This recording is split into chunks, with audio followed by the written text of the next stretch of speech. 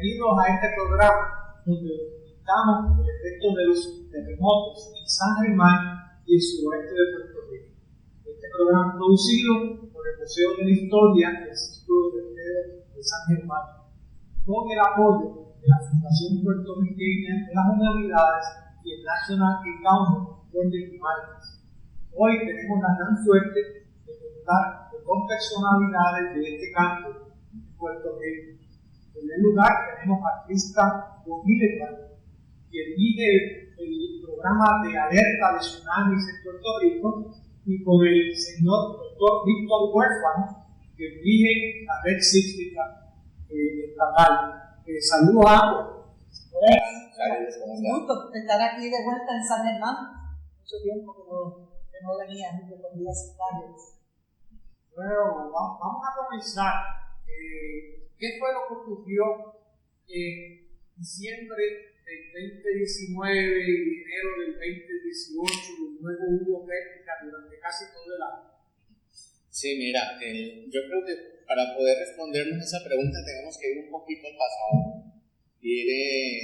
hablar un poco del trasfondo y de la realidad sísmica que afecta a Puerto Rico.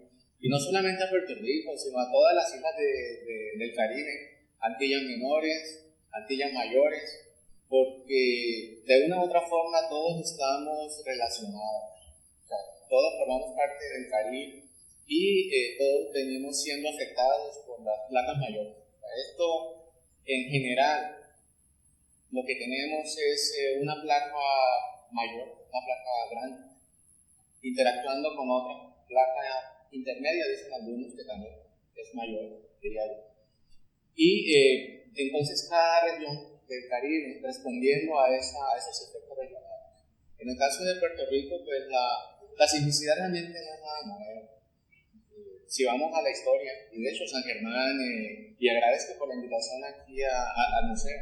¿Por qué? Porque es la historia la que nos enseña todo lo que ha ocurrido. Y alguien dijo, hay que aprender de la historia para no repetirla en algunos casos y para tenerla muy presente. Y San Germán pues, ha sido testigo de muchas facetas de la historia, pero también de la parte social. Así que los temblores, empezando por ahí, no son nada extraño ni nada nuevo para nosotros. Vamos desde que tenemos conocimiento de historia, desde el 170, tal vez es el primer récord que hay de un evento sísmico, dice la historia mayor, que afectó aquí, inclusive el área de San Germán. Así que tenemos actividad y el suroeste, particularmente, pues ha tenido desde que la red comenzó a monitorear por los años 80, 84 exactamente, cuando se nació el colegio de Mayagüez. Eso es lo que se observa. Temblores a diario, temblores 1, 2, hasta 3, 4 ocasionados por día. Lo único que eran temblores pequeños, a excepción del año 87, donde un evento en Cauró causa daño en una escuela. Tal vez yo creo que esa fue, a excepción de lo que ocurre ahora con la secuencia, esa fue de pronto como que una voz de alerta. Mira, el suroeste algo está pasando ahí. Y profesores entonces entran en investigación, se hace un trabajo en geofísica en la zona y se encuentra la falla del Valle de Lajas. Esa falla hoy día es la única que está en el mapa de amenaza sísmica de Puerto Rico.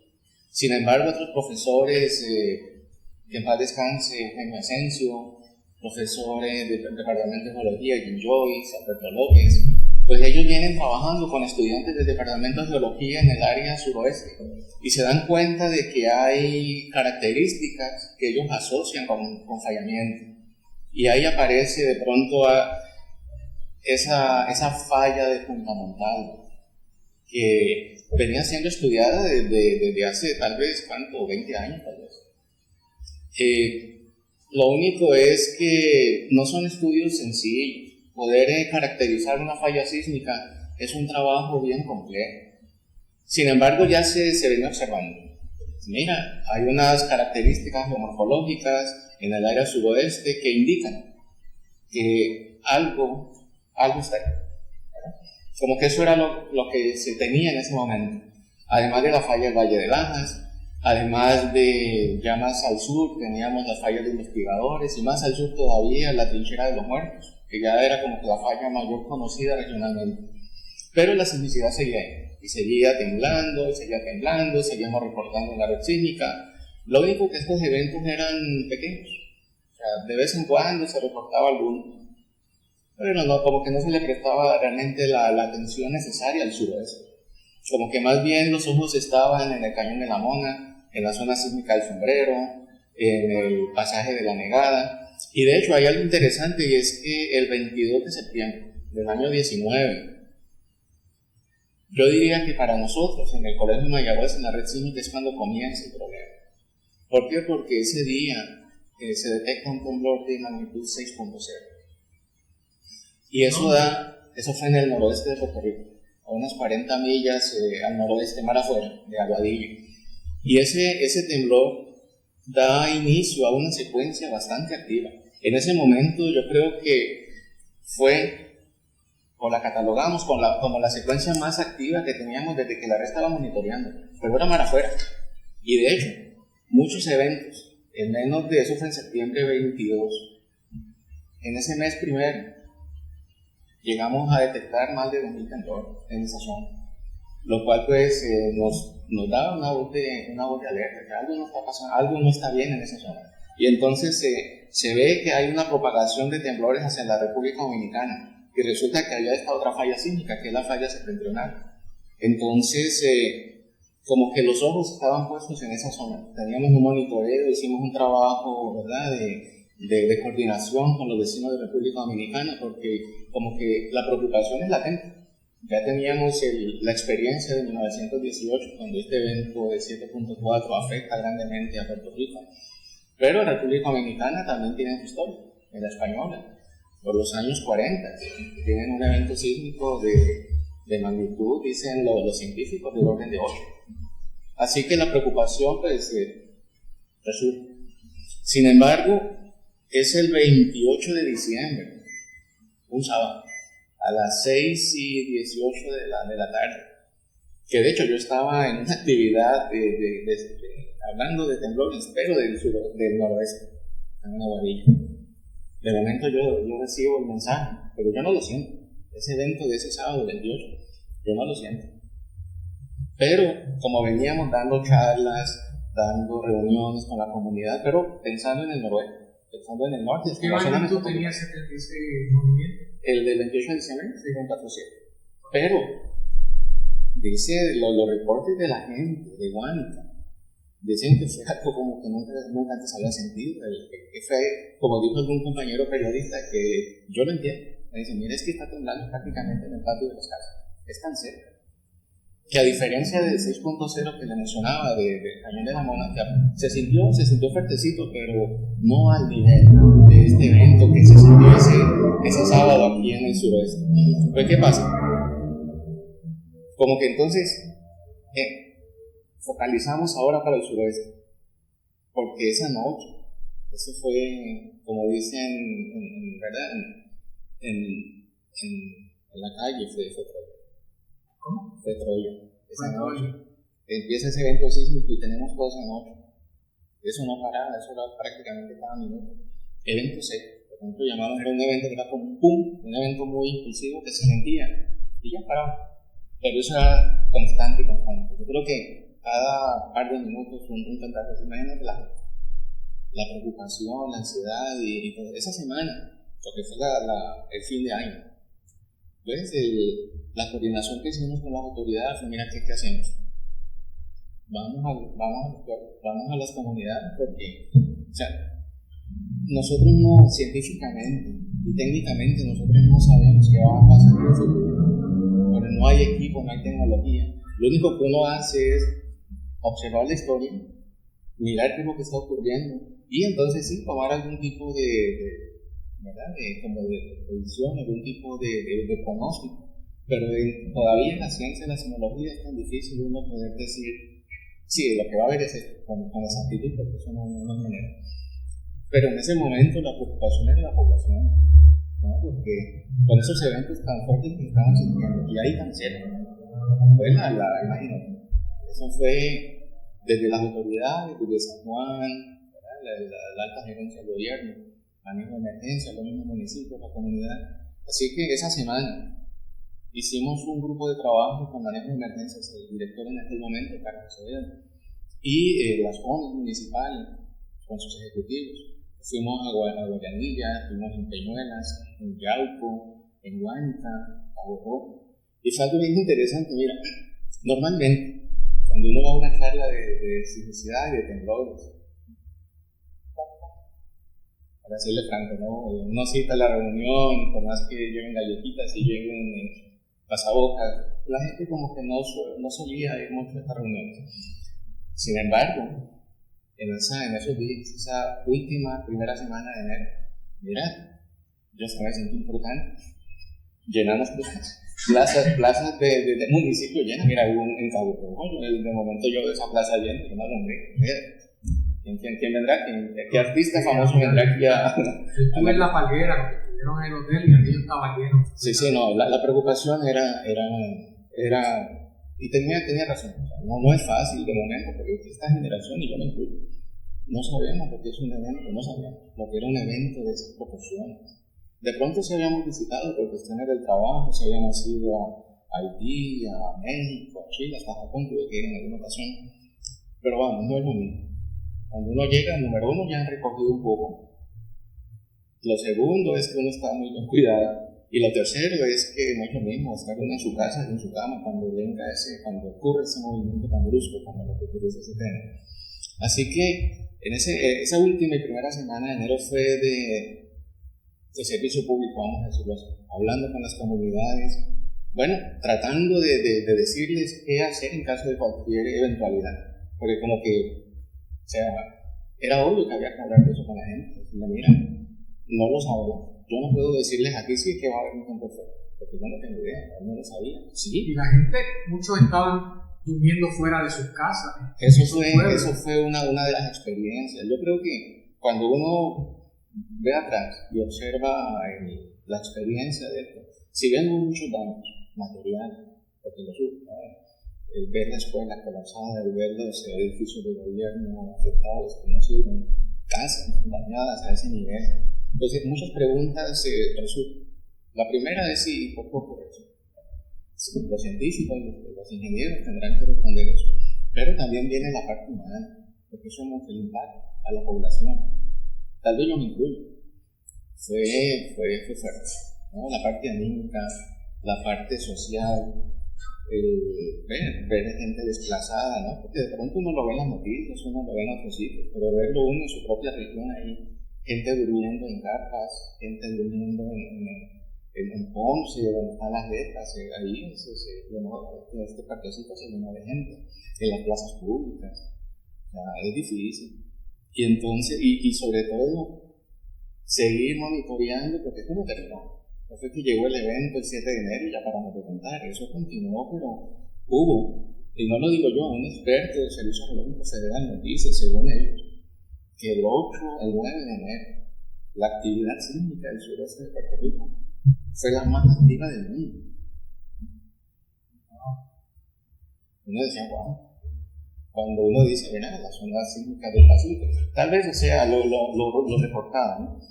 Nosotros pues tuvimos, gracias a Dios, aquí en Puerto Rico tenemos la fortuna, diría yo, de contar con especialistas. Y a nosotros nos dieron la mano, las agencias federales, las agencias locales, porque llegó el momento que ya no pudimos ya el factor humano, el cansancio. Recuerden, nosotros veníamos desde el 22 de septiembre lidiando con una emergencia sísmica y pues, los recursos humanos son limitados. Pero entonces la NOAA, el servicio de tsunamis, ellos inmediatamente, bueno, su función es velar, ¿verdad?, por asuntos de tsunamis en el Caribe y en Puerto Rico. Pero se hizo un grupo de trabajo, ellos dedicaron personas específicamente para ver la zona, hicieron sus modelos, sus trabajos. El Servicio Geológico Federal, inmediatamente después de ocurrir el evento sísmico, ellos se ponen a disposición, mira, ¿qué necesitan? O sea, la cosa continuaba. Ya el día 10-11, ya se estaba coordinando el envío de equipos, el envío de personal técnico, para entonces tratar de entender las problemáticas. ¿Usted cree que fue efectivo la respuesta gubernamental en esos días? Lo que pasa es que mi impresión es que cuando uno enfrenta un terremoto, la respuesta individual es muy importante. Ya para efectos del post, el después, pues entonces hay que ver. Porque yo creo que lo que fue la preparación, los ejercicios que se habían hecho, el Caribe Way, el Chicago, las mismas reuniones, si bien la gente no participaba tanto, pero mira, de 100 que se inviten que lleguen 15 o 20, pues uno va trabajando, ¿verdad? Con Frita, pues llevamos cuántos años, desde los años 90, llevamos en este proyecto de lo que es impactar a las comunidades y decirles, mira, en Puerto Rico ha temblado, la historia está ahí, aprendan de la historia, esto y lo otro, ¿verdad? O sea que algo se había impactado, ¿no? Y también yo diría que la naturaleza fue un tanto benévola, yo lo explico. No fue un solo golpe, fue como una sucesión de hechos, vienen los eventos. La energía poco a poco. La naturaleza se comporta de maneras, hay veces un tanto extrañas, pero yo creo que eso nos ayudó. ¿Por qué? Porque como usted bien dijo, hubo gente que pernoctó fuera, que hubo gente, mira, no había personas en Puerto Rico que no supiera que estaba ocurriendo esa actividad en el suroeste. Así que cuando viene el cantazo, pues, ya la gente había tomado previsiones, las casas ya venían siendo afectadas.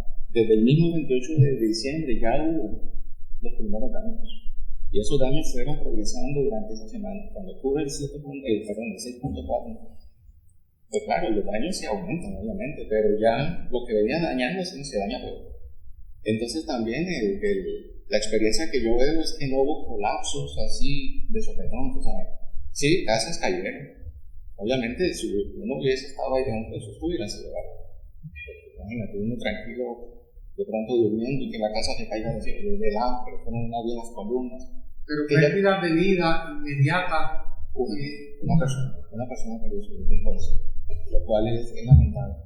Pero yo creo que para la cantidad de daños de esta actividad sísmica, pero tenemos que aprender y yo quisiera, y el legado que a mí me gustaría dejarle a mi futura generación, tal vez a mis hijos, a mis nietos, es que esto no va a pasar. Que si hay un evento, ¿por qué va a ocurrir? Un evento sísmico va a volver a ocurrir. ¿Cuándo? Es lo que no sabemos.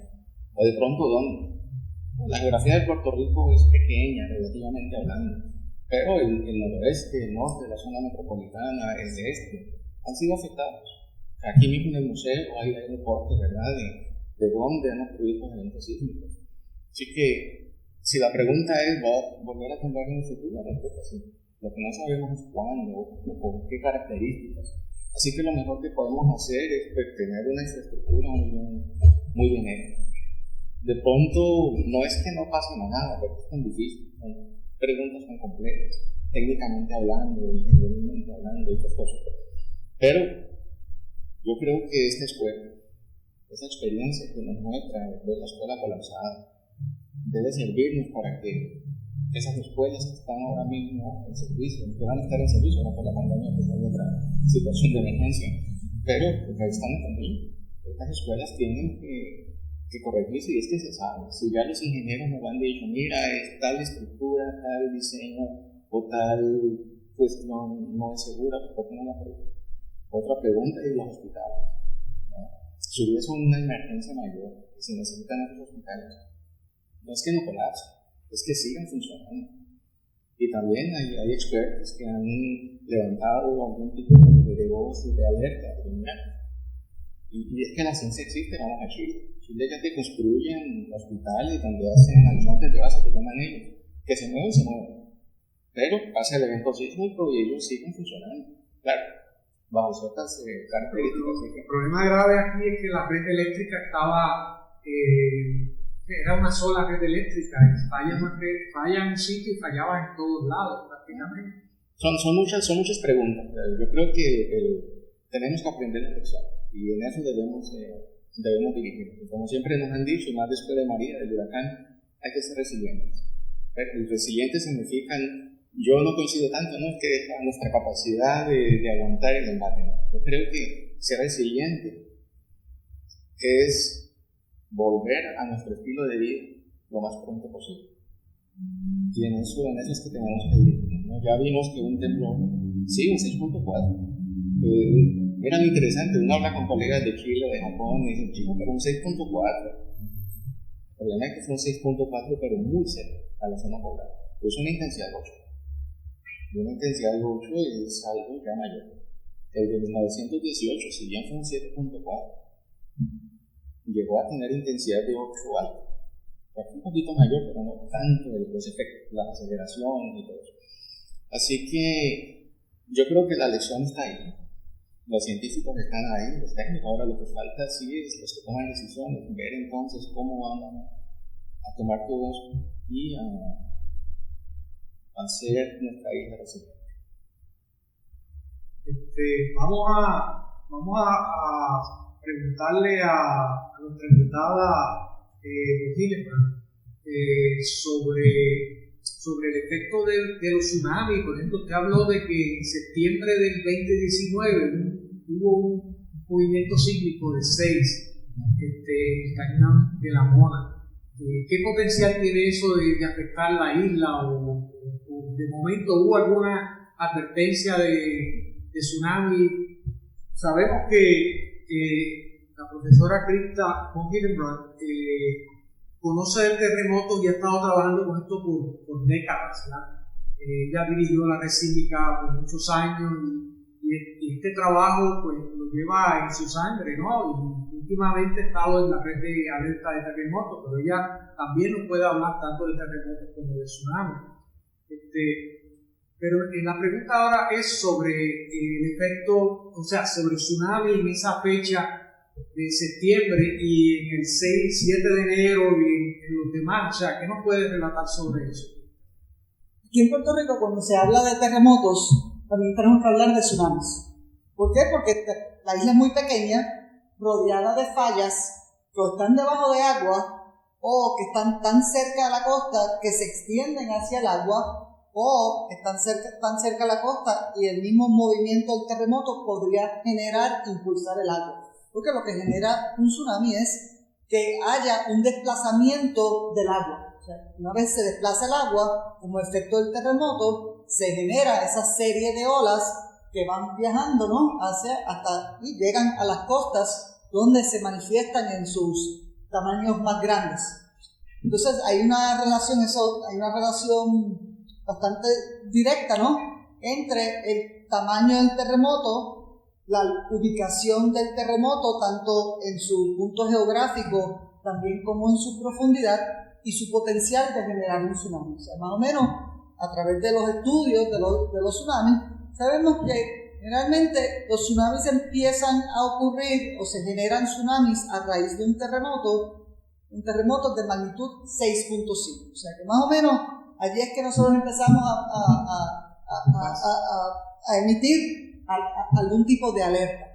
Entonces, y mientras más grande es el terremoto, y ese terremoto sigue siendo poco profundo, no más de 100 kilómetros en el interior de la Tierra, porque si es demasiado profundo, una vez que la energía llega a la superficie, ya no desplaza mucho el fondo marino, porque lo que tienes que hacer es desplazar el fondo marino. Al desplazar el fondo marino, desplazas el agua que está encima. Así que el terremoto que es muy profundo o muy pequeño no desplaza suficientemente el fondo marino para generar el tsunami. Así que el Centro de Alerta de Tsunamis del Pacífico, que es el encargado en NOAA por emitir las alertas de tsunamis para Puerto Rico y las Islas Vírgenes, y también dar una voz de alerta o alertar a las autoridades de todos los otros países de la región si hay peligro asociado con los temblores que ocurren. Así que con el temblor del 22 de septiembre del 2019, el PTWC que recibe y analiza los mismos datos que está recibiendo la red sísmica, porque ahora con la tecnología los datos viajan instantáneamente. O sea, nosotros tenemos siempre dos científicos, dos técnicos, lo que hacen es vigilar los terremotos y analizar su potencial de tsunamis en Hawái. Lo hacen para la cuenca del Pacífico y la cuenca del Caribe. Entonces ellos, entonces tienen dependiendo de la magnitud, la localización, las características del terremoto, emiten pueden emitir 4 diferentes productos. Pueden decir, mira, esto es un terremoto, lo deben haber sentido, pero esto por sus características no tiene potencial de tsunami. Decimos, no hay peligro de tsunami, y se emite lo que se conoce como un boletín informativo. El otro extremo es que el terremoto sea bastante grande, poco profundo, entonces pueden llegar a emitir lo que es un aviso de tsunamis. El aviso de tsunamis es el nivel máximo de alerta que da el Servicio Nacional de Meteorología a través de su centro de alerta de tsunami, y significa que es posible que a partir de ese terremoto haya un tsunami que genere olas que inunden la zona costera. Entonces, y la respuesta es, entonces van a tener que desalojar el área. Si el terremoto es un poco menor, no tan grande, un poco menor, pero entonces pueden también decir, mira, lo que vamos a emitir es una advertencia de tsunamis. Una advertencia de tsunamis dice, mira, puede llegar rápido en los próximos minutos, hasta pocas horas, unas olas, pero las olas no van a ser suficientemente grandes para inundar, sino van a generar unas corrientes fuertes. No quieres tener gente en la playa nadando, no quieres estar en los botes en las playas, pero no tienes que hacer un desalojo. Entonces también el PTWC, al analizar los datos, si se genera un terremoto bien grande, pero de generarse un tsunami tardaría más de 3 horas de llegar a Puerto Rico, o sea, si vamos a tener más de 3 horas, entonces emiten una vigilancia de tsunami. Dice, miren, ha habido un terremoto grande, es posible que se haya generado un terremoto, pero como va a tardar por lo menos más de 3 horas, danos por lo menos media hora para poder analizar más los datos, y con un poco más de certeza le vamos a decir si hay o no hay peligro de tsunami para Puerto Rico. Y entonces, después de media hora o 1 hora, dice, mira, ya no hay ningún peligro, o dice, mira, hay una advertencia o hay un aviso. Así que tenemos boletines de aviso, advertencia, vigilancia, un boletín informativo. En el caso del 22 de septiembre, magnitud 6.0, lo que el Centro de Alerta de Tsunami del Pacífico emitió un boletín informativo diciendo que sí, pueden haber sentido este terremoto, pero no hay ningún peligro de tsunamis directamente asociado con este terremoto. Se sigue vigilando por si acaso los mariógrafos, y se mantiene la vigilancia, porque sabemos que quizás el terremoto no causó, por su magnitud y su manera de estructura, no tendría la probabilidad de causar un tsunami, pero sabemos que los terremotos a veces causan un deslizamiento submarino, y el deslizamiento submarino puede también generar un tsunami. Así que nos quedamos siempre vigilantes a los mariógrafos, y en ese caso no se registró nada en los mariógrafos de Puerto Rico. La isla de Puerto Rico es uno de los sitios en el mundo que tiene más mariógrafos, o sea, nuestra costa tiene bastante de estos instrumentos para detectar tsunamis, así que en cuestión de 20 minutos ya podemos ver, a veces menos, si se generó o no se generó un tsunami. Así que ni los mariógrafos en Puerto Rico, ni las boyas de mar profundo que tenemos, no hubo peligro de tsunami, pasó la situación. Ahora, la próxima pregunta es, ¿y el 7 de enero? 7 de enero ya es un poco más grande, es 6.4. Estos terremotos de 6.4, 6.5 están justo en el límite de poder quizás generar un tsunami, no grande, pero de vez en cuando generan tsunamis pequeños que pueden ocasionar oleaje fuerte, o sea, el nivel de lo que sería una advertencia. Pero los técnicos que estaban en turno en el PTWC, cuando analizaron los datos, ellos decidieron que el terremoto del 7 de enero, a los pocos minutos dijeron que ellos entendían que no había ningún peligro de tsunamis. El gobierno de Puerto Rico, en discusión con la red sísmica de Puerto Rico, habiendo sentido el terremoto tan fuerte como lo sintieron, que no es información que tiene el PTWC ve la magnitud. Aquí se está sintiendo el temblor, y cumplía con las características de un terremoto fuerte que no te puedes mantener en pie. Entonces generalmente lo que se dice, mira, alta arriba, o sea, la gente dice, mira, ese es una alerta, o sea, ese terremoto tan fuerte, entonces como que wow, eso fue bien fuerte, parece que no hay peligro, pero por si acaso vamos a emitir una advertencia de tsunami. Mira, que la gente no se acerque al agua, o sea, que la gente no, a las 4 de la mañana, no, pero nada, que no se acerquen, y se emitió una advertencia. Y entonces se activó todo un protocolo, y en algunos municipios se implicaba sonar las sirenas. Y las personas al escuchar las sirenas en Ponce, en Guánica y eso, y habiendo sentido ese terremoto, aunque las sirenas decían y los informes, los boletines decían advertencia, la gente lo único que escuchó fue la palabra tsunami. Y los que habían visto, que habían estado en nuestras charlas, los que habían visto las imágenes de Japón, los que habían visto las imágenes del Océano Índico, pensaron, y la gente que no había desalojado con lo que sintieron, empezaron a desalojar. Pero de verdad no hubo un tsunami, se generó un tsunami, pero fue extremadamente pequeño. Y solamente sabemos que se generó el tsunami por los mareógrafos. Se detectó en Vieques, se detectó en Parguera, se detectó en Mayagüez, se detectó en Punta Cana, pero una ola de unos cuantos pulgadas. O sea, así que no ocurrió. Si hubiera sido más grande, podía haber ocurrido un tsunami.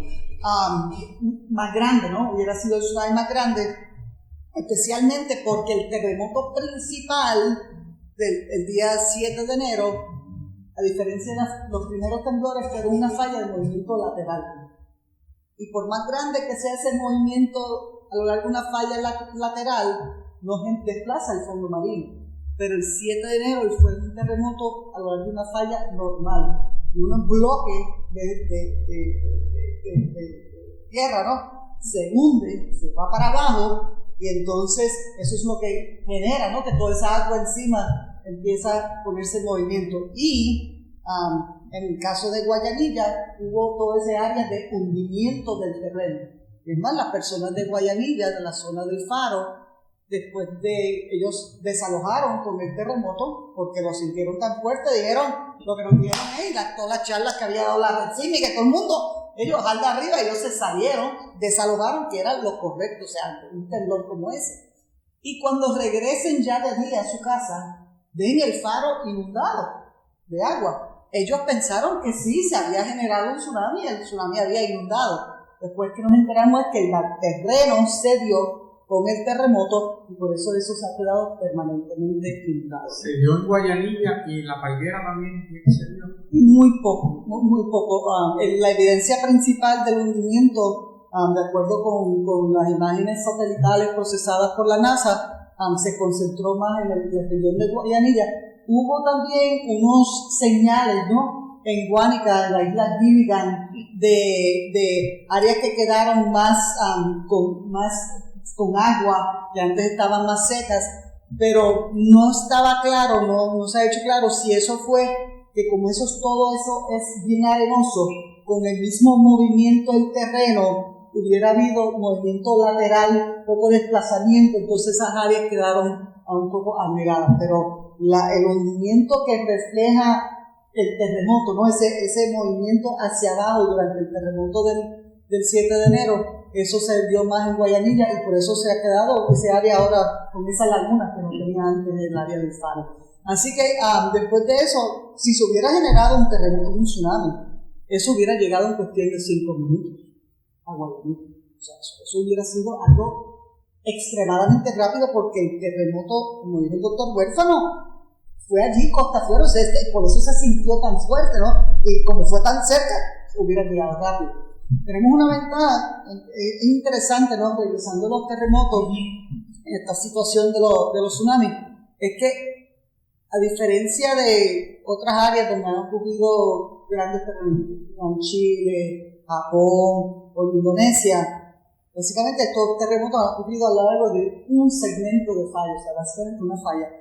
Lo que hay en el área suroeste de Puerto Rico, lo que se ha reactivado con esta secuencia sísmica, no es una falla, ni 2 fallas, ni 3 fallas, ni 4, son muchas fallas, pero muchas fallas relativamente cortas, ¿no?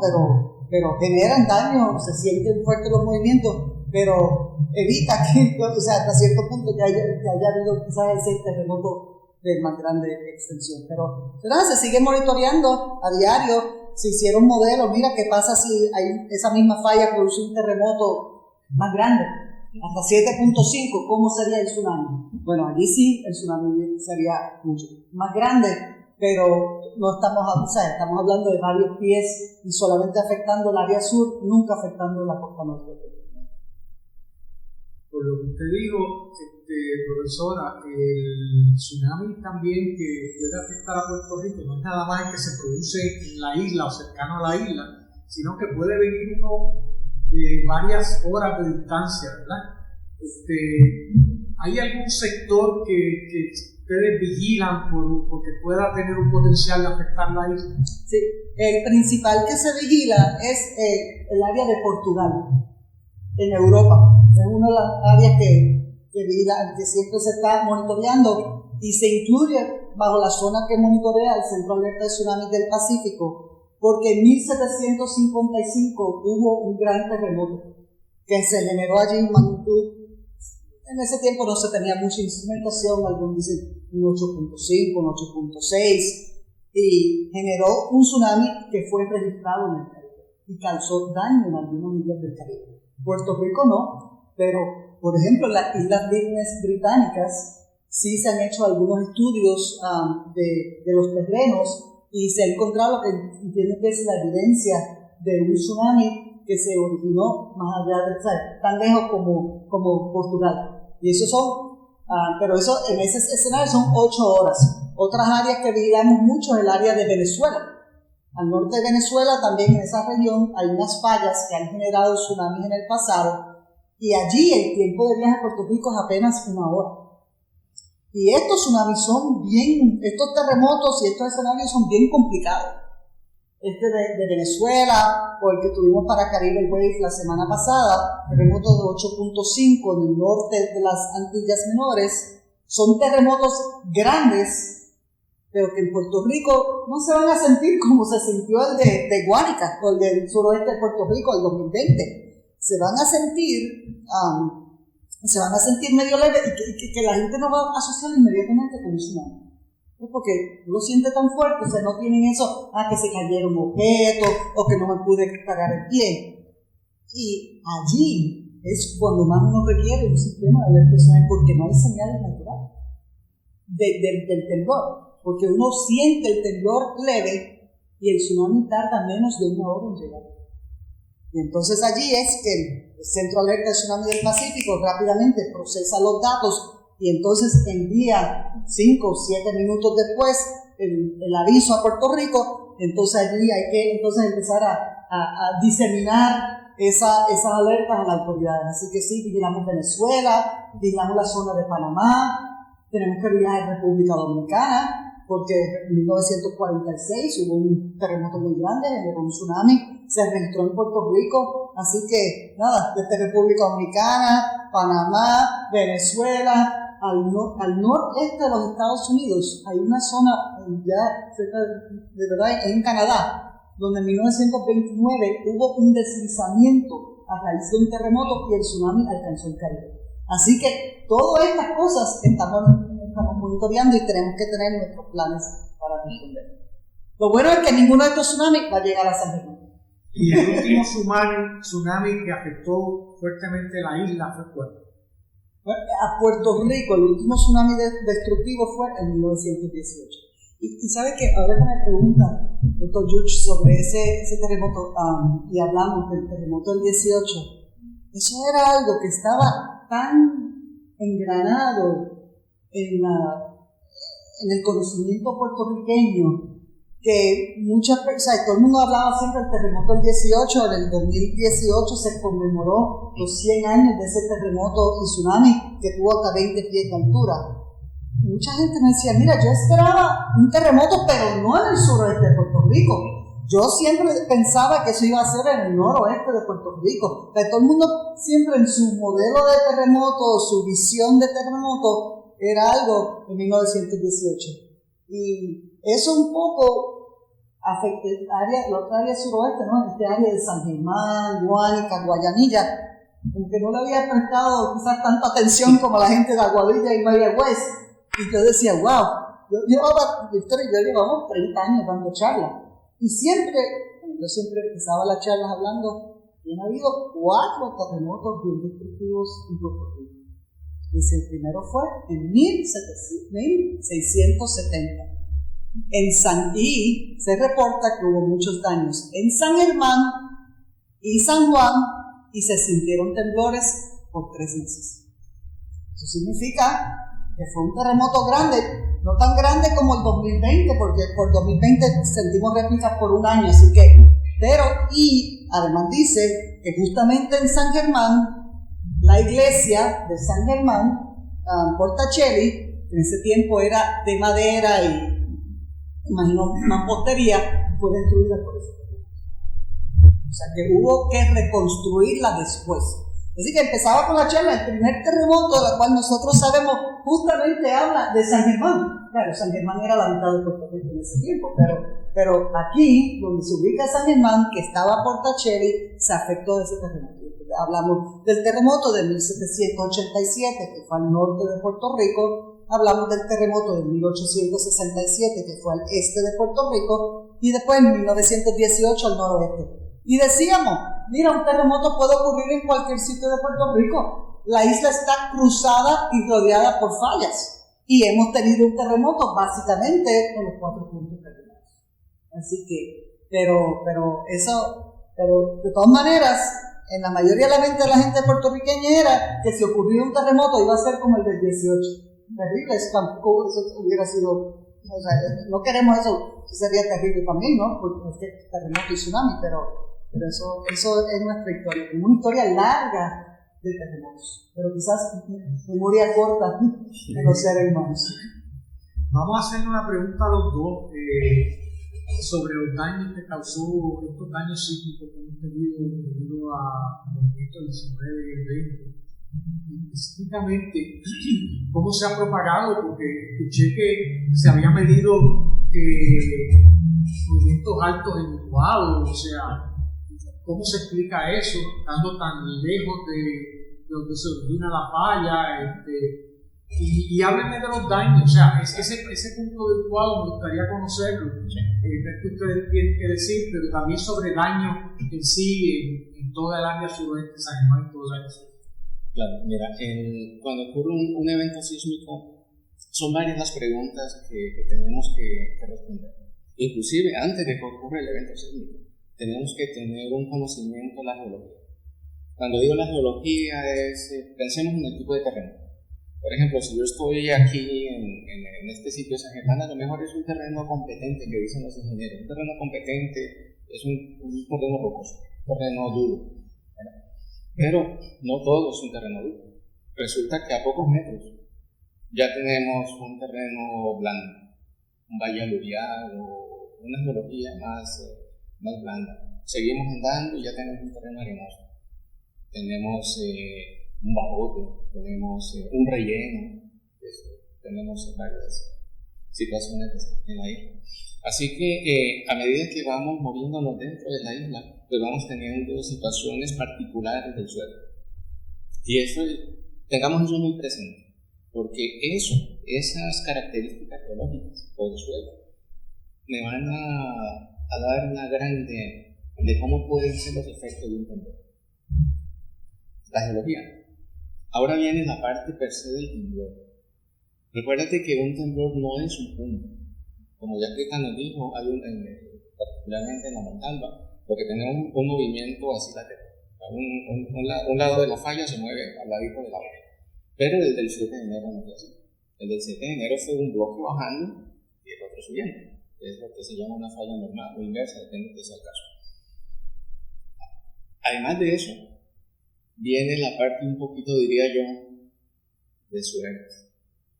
Y es que, ¿dónde yo estoy? ¿O dónde está mi estructura respecto a esa falla?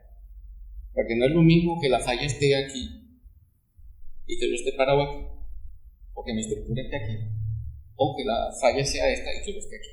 O sea, si está en dirección de la falla, pues vas a sentir más. Así que ya tenemos la geología, ya tenemos la ruptura per se de la falla, y tenemos también cómo es que se propaga esa energía. Y en último caso, tenemos la preparación per se de la estructura. Porque yo puedo tener mi casa con una ingeniería muy buena, una estructura muy bien reforzada, con todas las de la ley. Sin embargo, tengo las consolas de aire acondicionado con unos ojitos de tornillo bien flaquitos. Tengo los tanques de gas que no los he amarrado a la pared. Tengo todas estas souvenirs cuando uno va de viaje, ¿verdad? Que siempre compra su bocadillo y lo pone en un tablillero, ¿verdad? Y está ahí sueltito porque es bonito ver, ¿verdad? Mira, yo estuve en tal sitio y tengo esa torre Eiffel ahí, tal vez en cristal. Esa es una parte que nosotros llamamos una estructura, que hay que tenerle mucho cuidado. Ya vamos un poquito más allá y volvemos al tema de los hospitales, toda esta maquinaria, la parte eléctrica, las cañerías de agua y todo eso. Resulta que cuando ocurre el evento sísmico, todo eso se combina. La parte geológica, la parte de la falla, la parte per se de la misma estructura. Porque la parte de la estructura, mira que es tan compleja. Y es que tenemos aquí en Puerto Rico unas estructuras con el código. Puerto Rico tiene código. Puerto Rico tiene planes. Mira que aquí hay planes para todo. Me consta. O sea, tenemos planes para cualquier cosa. El asunto es que una cosa es tener el plan y otra cosa es conocer el plan. Porque tú puedes tener tu plan, pero lo puedes tener guardado en una gaveta. Entonces, cuando se hace esa combinación puede ser tan mala como tan buena. ¿Por qué? Porque si tú estás en un terreno competente, sientes el evento sísmico, pasó rápido, tu estructura está muy bien hecha, tu estructura sigue con toda la de la ley, se jamaqueó, tu casa está preparada porque tú ya buscaste los tanques de gas, tienes todo tu plan familiar, tu mochila de emergencia, la mochila emocional, todo eso. Así que sentiste el temblor, te asustaste un poco, pero seguimos andando. Por otro lado, tienes una geología de un terreno malo, una falla que te dio justo en la dirección, estás en el sitio incorrecto en la hora incorrecta, tienes tu casa en zancos con una ingeniería criolla y no tienes un plan familiar ni tienes nada. Conclusión, vas a tener muchos problemas, pero serios problemas. Así que, ¿qué pasa en Utuado? En Utuado tenemos el asunto de la geología. Parece ser que la parte geológica de Utuado pues es una geología de un terreno, lo que llaman en ingeniería un terreno, un tipo de terreno bastante blando, tipo C, cuidado. A diferencia de terrenos fuertes, terrenos rocosos, que son suelos tipo B o cuidados tipo A. Así que el que va a construir, el que va a hacer sus planes, tiene que vigilar todo eso. Y tener un buen plan y un buen sistema educativo. Así que, ¿qué pasa en Guánica? En Guánica tú ves una casa aquí que prácticamente cayó de lado, quedó sentada. Y ves una casa de lado que no le pasó nada. Y uno dice, pero ¿qué pasó aquí? Así que hay muchas preguntas ahí. Primero, que a lo mejor esta casa tenía un tipo de ingeniería y un terreno ahí al lado que no era muy bueno. Y pues, uno hace su casita, porque ¿qué uno hace? Es una ley natural que yo tengo que proveerle un hogar a mi familia, ¿verdad? Lo hice como pude. Tal vez no hice un estudio de terreno y yo no sabía si lo que había debajo era un babote, era un terreno blando, era un terreno rocoso. Así que son cosas que hoy día se conocen, pero es bien difícil poder implementar. Tenemos aquí mismo en Mayagüez, aquí en el vecino Mayagüez, tuvimos daños al viaducto. Entonces, el asunto es que tú tienes un viaducto viejito, que tiene varios años, y pegado tienes un viaducto nuevo, que tiene pocos años de construcción. ¿Cuál se afectó? El que tiene los años, bueno, un poquito más bien. Tal vez uno piensa, pero se están ahí pegados. ¿Cómo que uno se daña y otro no le pasa nada? Tal vez la ingeniería que se usó, el suelo. Entonces son muchas preguntas que van cambiando. Claro. Así que, vuelvo y repito, o sea, el punto es que todas esas lecciones que nos dejan este temblor, pues tenemos que ponerlas en práctica. Que se puede. Hacer una buena construcción, sí, sale posible. Eso es correcto. Ahora, tienes que pensar también la seguridad de mi familia. Porque, o sea, hacer una construcción que tenga los diseños resistentes, si bien se puede, sale costoso. Pero no sale tan costoso. Hoy en día, o sea, sí, yo estoy de acuerdo que si sale un poco más costoso, ¿no? Y estoy de acuerdo también que hay muchos sectores en nuestra sociedad que no pueden o no tienen los recursos o no disponen los recursos para pagar el dinero estructural que debe hacer el diseño de ciudad. Entonces aquí regresamos con un problema social, o sea, de raíces, o sea, entonces al no tener los recursos de diseño, entonces es como un efecto en cadena, porque el que lo diseñó, porque si por lo menos lo diseñó, le dice, mira, si lo vas a construir, entonces el Señor va y construye, de acuerdo con lo que dijo el ingeniero, no estaría tan mal, pero tenemos personas que no tienen los fondos, no tienen a veces los conocimientos para construir, porque si nosotros pensamos lo que hoy en día cuesta pero una cosa es la parte estructural son la base de la casa, tus columnas, tus vigas, tu techo, o sea, ese esqueleto, eso es lo que tiene que resistir el terremoto, entonces las paredes se les ponen adentro. Hoy cada día estamos gastando más en MSR, lo que cuestan las ventanas, lo que cuestan, o sea, van añadiendo. Entonces entiendo que tenemos que dedicar más fondos a esa parte de seguridad y después vamos a preocuparnos cómo amoblamos y dedicamos eso. Así que yo creo que también es cuestión de, lo que quería decir era cuestión de prioridad y asequibilidad a todo el mundo en Puerto Rico, pero también no nos podemos olvidar de las escuelas y los edificios de gobierno que tienen también una función, que tienen que ser lugares seguros, especialmente escuelas. O sea, eso es país tras país, vemos lo que vimos en Puerto Rico, se colapsa una escuela. Gracias a Dios, en nuestro caso no hubo nadie en la escuela y en las escuelas afectadas, pero si no, eso hubiera sido horrorífico y no hay razón. O sea, tenemos que asegurar que una escuela esté también, o sea, construida como un fortín. O sea, eso tiene que aguantar, no solamente para los estudiantes, pero para que puedan seguir dando clases, porque hemos visto ahora que no solamente tenemos el efecto del terremoto y la parte estructural, sino todo lo que desencadena no haber tenido una escuela segura para que los niños pudieran regresar rápido después del terremoto, y Puerto Rico sufrió mucho y después con coronavirus se complicó más. Sí, yo estoy de acuerdo. Como ingeniero tengo la experiencia de que muchas personas entienden que por ser un buen carpintero se puede desarrollar una buena estructura y hasta diseñarla, seleccionar qué varilla va, dónde va, y hay una diferencia tan grande de si tú pones aros a 2 pulgadas o los pones a 12, el efecto tan grande en los terremotos, por ejemplo. Lo único que puedo recomendar es que busquen planos modelos que se están haciendo planos modelos seguros, donde uno, si no quiere pagar por el plano, se lo está proveyendo libre de costo.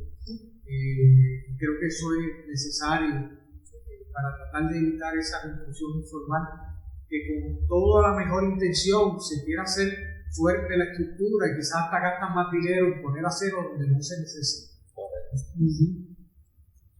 Bueno, yo creo que hemos estado un buen rato discutiendo el tema. ¿Hay algún pensamiento final que quieran dar antes de terminar?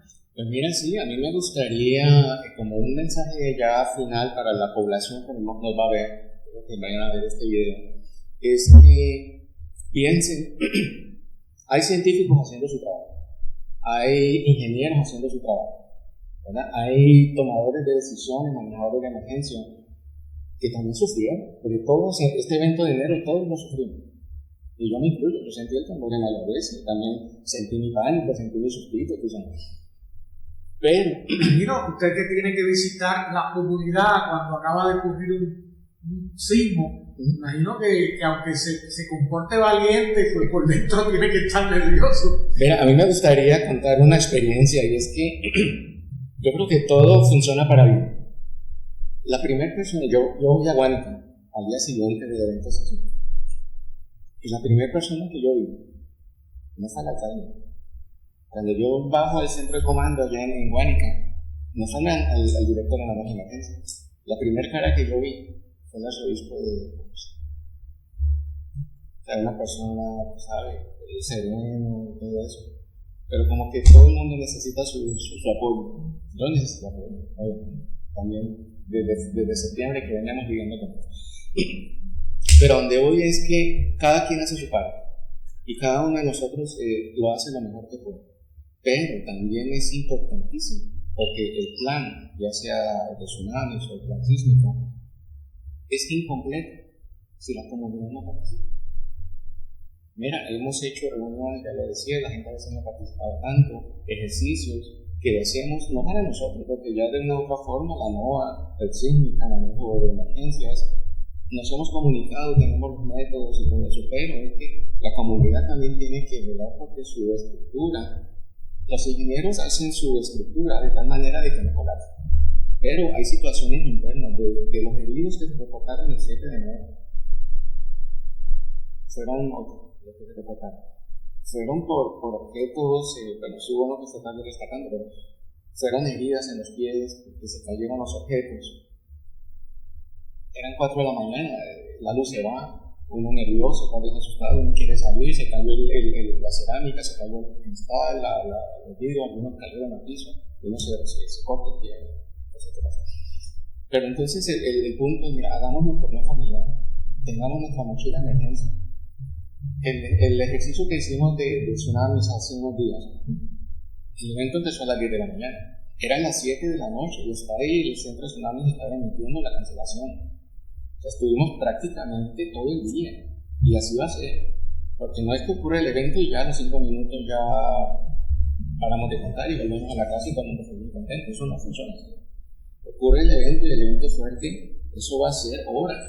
Así que la gente necesita su mochila porque ahí tiene que tener su botella de agua. Porque no esperen que van a llegar al lugar de asamblea y van a tener el plato de arroz con habichuelas esperando ahí. Eso no va a funcionar así. Cada quien tiene que velar por la seguridad de su familia. De su hogar traten de tenerlo con el mejor plan posible. Porque si no colapsa la casa, que esperemos que no, sí puede ocurrir daños que no son estructurales, pero que pueden causar heridas, pueden causar efectos en la gente que vive. Así que ese es mi mensaje. Por favor, a la población, ayúdense ustedes mismos, participen de los ejercicios, tengan su plan familiar, consulten con su oficial de manejo de emergencias o algún experto en el tema si sienten que su hogar no esté seguro. Y por otro lado, si a su hogar no le ha pasado nada, también vamos a tener un poco de confianza en los hogares, porque una de las experiencias del 7 de enero era que la gente no quería entrar a la casa, cuando a las casas no les había pasado nada, porque como que temían de que otro evento iba a tal vez fundar en la casa. Sin embargo, uno veía la casa y ya pensé que la casa no tiene nada. ¿Por qué te da miedo entrar a tu casa? Entonces preferían dormir fuera, dormir en el carro. Hay que confiar también. Y al confiar también significa que cada quien tiene que hacer su trabajo como Dios manda. Yo creo que eso sería mi mensaje. Yo creo que estamos en un momento en Puerto Rico, tenemos una oportunidad grande. O sea, tenemos una oportunidad, hemos tenido unas lecciones bien fuertes, hemos tenido huracán Irma, pues María, con todos sus impactos, los terremotos y ahora COVID-19. Y hemos aprendido mucho desde el nivel personal, a nivel comunitario, a nivel de gobierno, a nivel de nuestras relaciones y todo. Y nosotros tenemos una oportunidad de verdad, y con los fondos que van y están haciéndose disponibles, a construir un Puerto Rico que esté preparado para todos estos eventos que pueden volver a ocurrir. Todo lo que nos ha ocurrido no es que eso fue el último María, el último terremoto o el coronavirus, una pandemia nueva. Estas cosas, con las lecciones, como lo que aprendimos, con nuestros conocimientos, tanto la parte física, emocional, económica, financiera, vamos a juntos a construir un Puerto Rico que sea resiliente y preparado para enfrentar estos eventos, para que se muera la mejor persona posible, para proteger la vida, para proteger la propiedad y para proteger nuestro sustento. Y si no lo hacemos ahora, ¿cuándo lo vamos a hacer? ¿Cuándo lo vamos a hacer? Esta es la oportunidad que tenemos. Esta es la oportunidad. Vamos a ponernos a trabajar, vamos a pensar, no dejar de soñar, sino hacer ese Puerto Rico que cada cual merece para nuestros hijos y nuestros nietos, que van a tener que enfrentar esto. Esta oportunidad que tuvieron, hicieron las mismas barbaridades, ¿no? Mira, aquí hubo un antes y un después. Un Puerto Rico preparado para el conocimiento lo hay. Y la finanza y la economía es la voluntad de hacerlo, y nosotros como ciudadanos somos responsables de exigir que se haga. No podemos quedarnos sentados atrás y dejar que las cosas sigan como siempre. Cada uno tiene un rol importante de la reconstrucción de Puerto Rico. Bueno, pues no, tan solo me queda agradecerle a ustedes por estar con nosotros, a los que nos están viendo, pues muchas gracias por su asistencia y será hasta la próxima ocasión. Muchas gracias. Gracias.